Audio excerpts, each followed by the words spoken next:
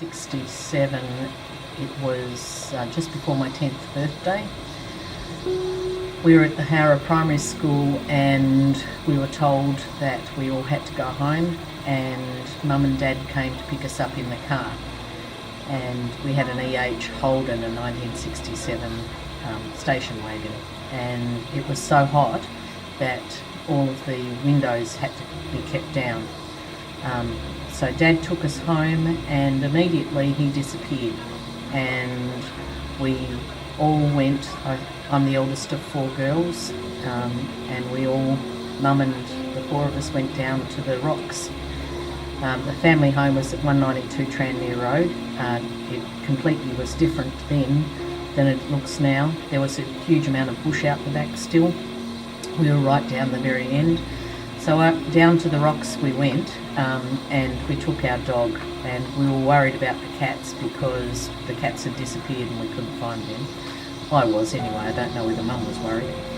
So we went down to the rocks, and it's interesting because I'm the only one out of all of my sisters that can remember anything. All they remember is that it was dark.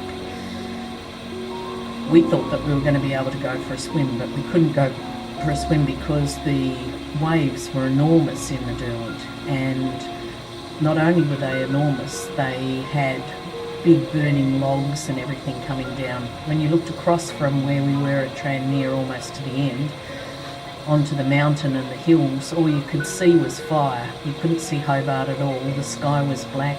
There were embers and ash and everything coming down over through the air. So we had to put a wet towel. We wet our towel or something that we put over the top of us from stopping to get embers and burning ash and things that were burning our skin.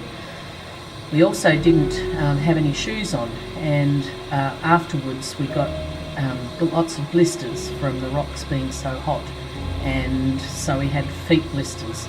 I remember that we were in the water a little bit to stop the blisters from getting worse on the bottom of our feet.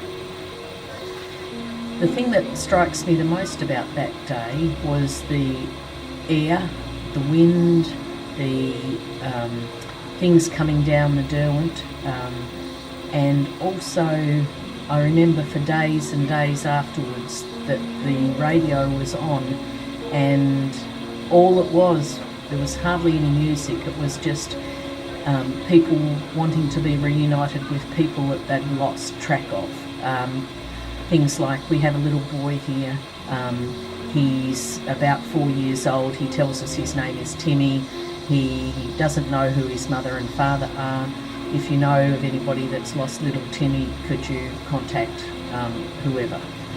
For days and days and days, and I think even maybe for a week or so afterwards, it was just awful. People getting reunited with everybody.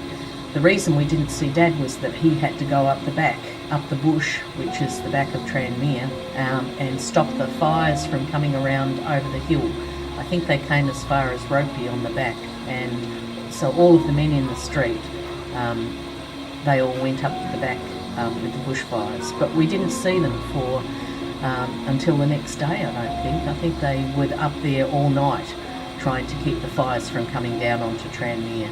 It was pretty awful, and I still get emotional when I think about it 50 years later.